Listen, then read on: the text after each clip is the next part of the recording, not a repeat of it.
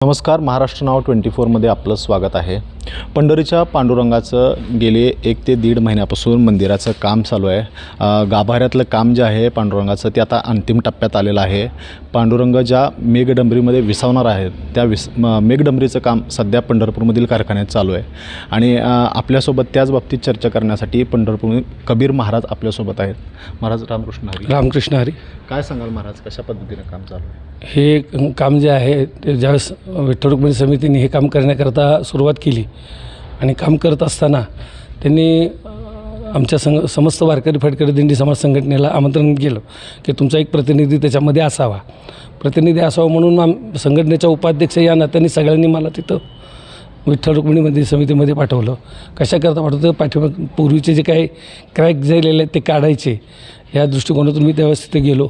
सगळ्यांच्याबरोबर राहून ते काम करत असताना भगवंताच्या आणि रुक्मिणी मातेची जी मेघडंबरी होती त्याचंही काम त्यांनी काढायला सुरुवात केली। त्याच्यामध्ये क्रॅक वगैरे भरपूर गेलेले होते।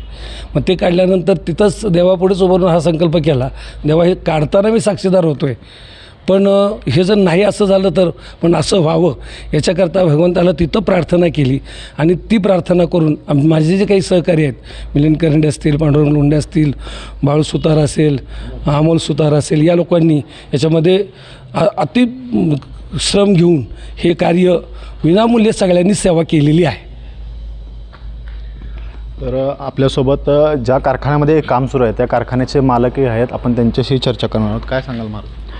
हे सेवा करायला मिळाली हेच भाग्य आहे आमचं। सागवानचे, पांडुरंगाची आणि रुक्मिणी मातेचे दोन्ही मेघडंबरी आम्हाला करायला सेवा दिली मंदिर समितीनं, तेच भाग्य आहे आमचं। तर हे होते मालक। आता ज्यांच्या हातातून ही कला तयार होत आहे, ज्यांच्या हातातून ही मेघडंबरी तयार होत आहे, ते जे कलाकार आहेत, कारागीर आहेत, ते आता इथे आपल्यासोबत आहेत। काय सांगाल? पंढरीनाथ भगवान श्री विठ्ठल आणि रुक्मिणी मातेची सेवा करण्याची आम्हाला संधी मिळाली, काय यातच आम्ही भाग्य समजतो।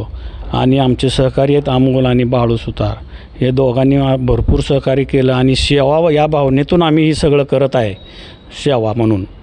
ह्यात आम्हाला आनंद आहे।